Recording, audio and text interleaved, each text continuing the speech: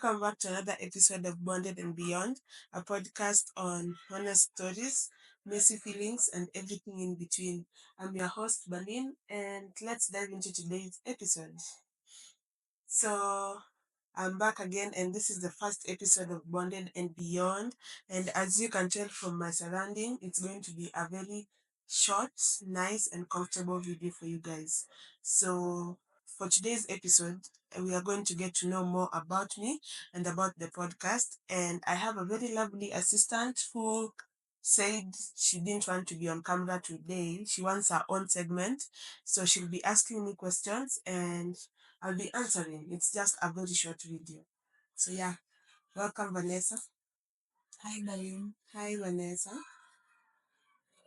What is the name of the podcast and what inspired you to start it?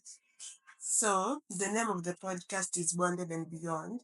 And first of all, it rhymes. I was looking for something that if I shorten, it rhymes and makes sense. So like B&B, yeah, makes sense, right? Yeah. So the name, it also explains what I want this podcast to be about.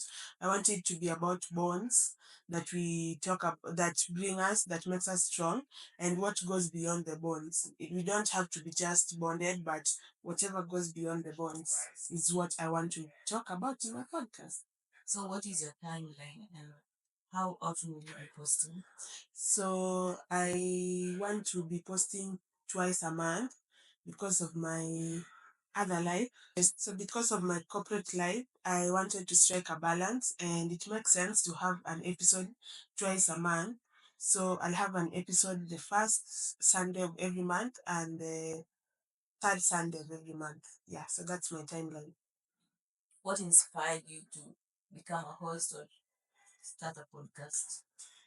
So I don't know, some of you here know I had a few episodes of another podcast. It's the same podcast, but I changed the whole perspective and everything.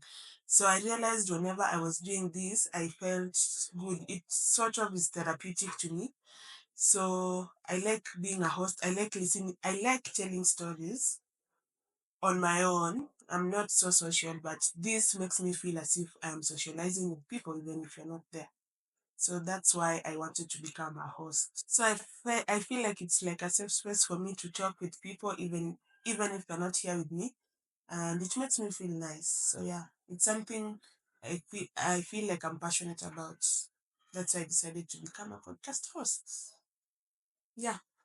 Tell us what happened with relationships with Balin and what do you love most about hosting the podcast? So relationships with Berlin was nice, but it had many issues, according to me, that I didn't let out. So at the time that I was doing relationships with Berlin, I was at a different stage in life as compared to now, and I was going through a lot. So at that time, it's the thing that was making sense. It was like an escape from every other bad thing that was going on around me at that time that I didn't want to talk about. So aside from that, I felt like relationships with Berlin was sort of limited because people were expecting me to talk about relationships and not relationships per se. People were focusing on romantic relationships, and I wanted to make it all about all the other relationships, not only romantic relationships. So it was often a question that was confusing. So that's why I decided to change the name. It's still the same podcast, but I decided to change the name to allow for a lot of other options, not to limit my options. Yeah. What do you love most about hosting? I think I answered it, but I love the fact that I can say what I want. Yeah. Uh-huh. What's the best piece of advice you gotten about podcasting? And the best piece, it had to be when I first wanted to start podcasting. Uh, I remember I told my best friend about it, and she was like, "Hey, you can do it," because we have this inside joke where we have a podcast on our own, but in our inboxes. So we send each other voice notes, very long voice notes, and they're like, "Hi, welcome back to another episode of my podcast. So today, this and this happened, nini, nini."